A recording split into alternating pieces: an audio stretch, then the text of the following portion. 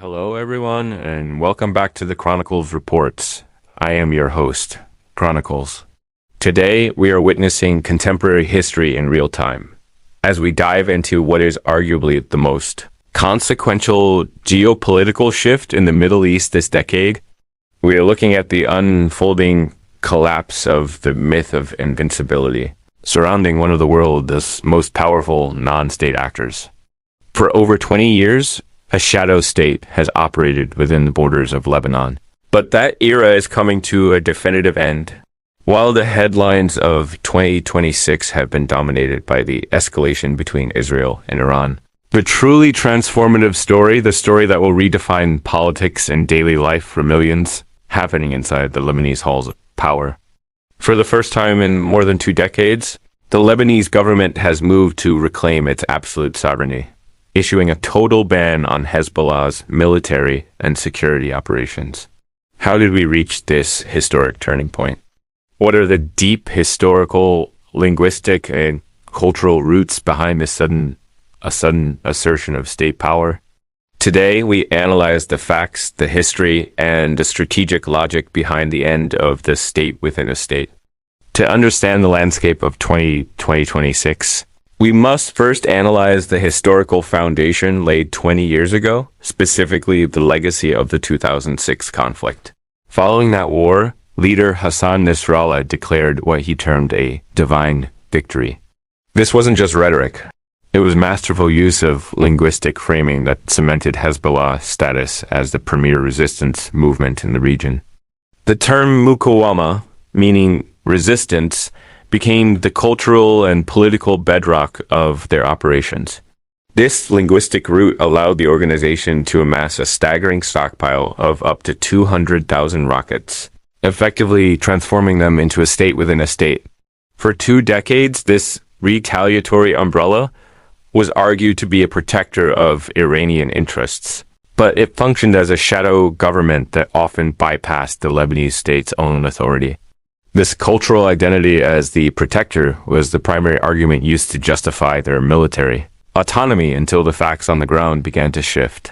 The shift from shadow state to state-led sovereignty began in earnest in September 2024. In a series of unprecedented intelligence operations, the group's internal communications were crippled when thousands of pagers and walkie-talkies exploded.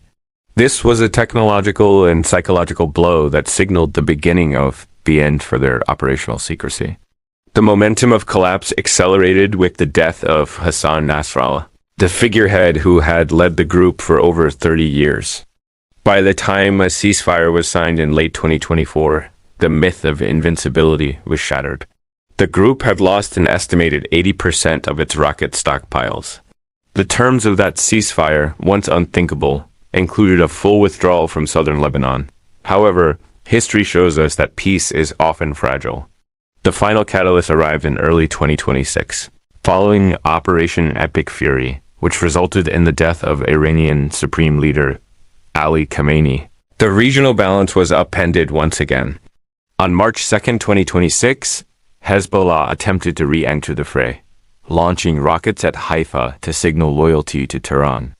But here's where the story changes from a typical regional conflict to a historic internal revolution of governance.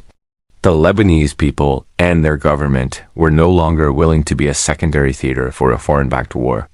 In a stunning display of political unity, Prime Minister Najib Salam's cabinet declared an immediate and total ban on all Hezbollah military activities. President Joseph Aoun, the former army commander, confirmed the decision was final. Perhaps the most significant piece of evidence for this political shift was the silence of Nabi Berri, the Speaker of Parliament and a longtime ally of the group, who refused to vote against the measure. This silence speaks volumes about the shifting internal politics of the nation. Let's explore the historical and cultural arguments behind this sudden disarmament. Why is this happening now, and not in previous decades? We have identified 3 primary factors that have reshaped the Lebanese perspective. First, we must analyze the failure of the state within a state model. For years, the shadow state provided social services, schools, and hospitals that the central government could not. However, the 2020 Beirut port explosion, A tragedy that killed over 200 people exposed the extreme dangers of a paramilitary group controlling national infrastructure with zero accountability. This event fundamentally altered the public's trust. Second, we cannot ignore the economic despair. With the collapse of the Lebanese currency and 70% of population falling below the poverty line, the narrative of resistance began to feel like an unaffordable luxury. The people began to prioritize economic survival over ideological proxy wars. Third, there's been a profound shift in national identity. In the past, the group was framed as a force defending Lebanon from foreign occupation.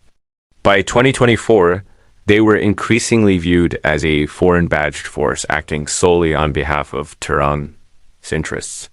Today, a staggering 86% of the Lebanese population opposes entering conflicts to support external interests, and 79% believe that only the national army should hold weapons.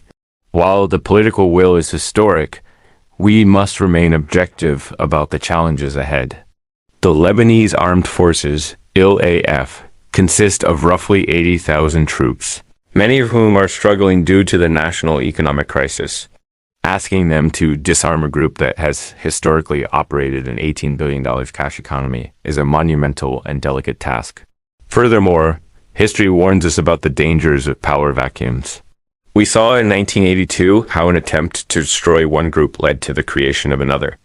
The government must ensure that this restoration of sovereignty does not create a void for even more extreme elements to fill.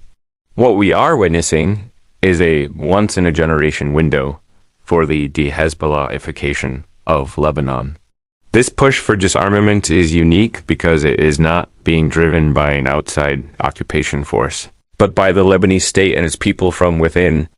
The historical impact of these events on our daily lives is clear. Politics is shifting away from ideological proxy wars and toward the basic restoration of national sovereignty and economic survival. This is the essence of contemporary history, the slow but certain reclamation of a nation's right to determine its own future. This has been the Chronicles Reports. We provide the facts, we explore the history, and we analyze the arguments that shape our world. I am Chronicles. Thank you for watching.